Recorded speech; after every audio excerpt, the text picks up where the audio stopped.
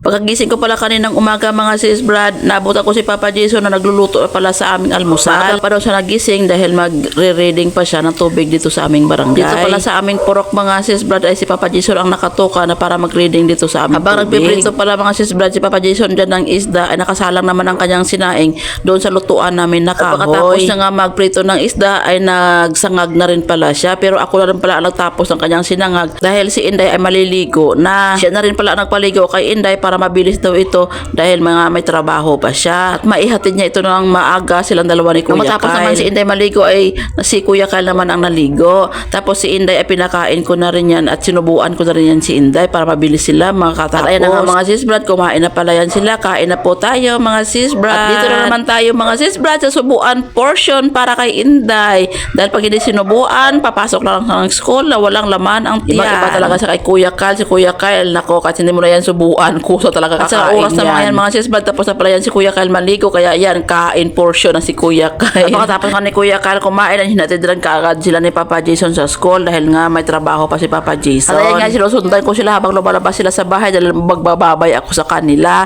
Sabi ko nga sa kanya, bakit hindi ka pa nag-kiss? Dapat may kiss. Binibiro ko yan si Kuya Kyle.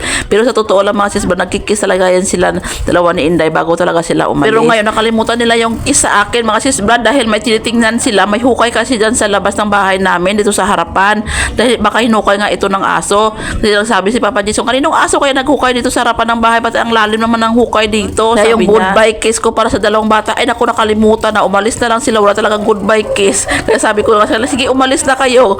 At tapos tinignan ko tong hukay mga sis Brad, ayan no, may hinukay talaga yung aso. Ewan ko ba kung bakit may hukay yan dyan. Pag-alis nga na nila mga sis Brad, ako na lang mag-isa dito sa bahay. May dumaan pala na may bitbit ng alugbati, nabili niya daw doon sa tindahan, kaya pumunta rin ako doon sa tindahan para bumili nitong alugbati para may ulam kami ngayong tanghali. Kasi nga mayroon natira na pritong isda na yung inulam namin ngayong almusal, kaya sabi ko masarap ito kapag hinaluan ko ng alugbati at saka pritong isda. Ay naku, talagang ubos na naman ang isang kalderong kanin namin nito, taob na naman. Kaya dali-dali ko itong pinilian at nung dumating na si Papa Jason ay sabi ko hiwa-hiwaan niya ako ng mga ricado, kaya ng sibuyas, kamatis at saka bawang dahil lulutuin ko na itong aking alugbati na nabili kanina. Inugasan ko itong alugbati mga sis Brad, tapos nilagay ko na rin dito sa ating kaldero, tapos nilagay ko na nga ito ng mga pampalasa kaagad. Nilagay ko na yung mga hiniwa-hiwa na Papa Jason na kamatis saka sibuyas saka bawang, tapos nilagay ko rin ito ng isang basong tubig,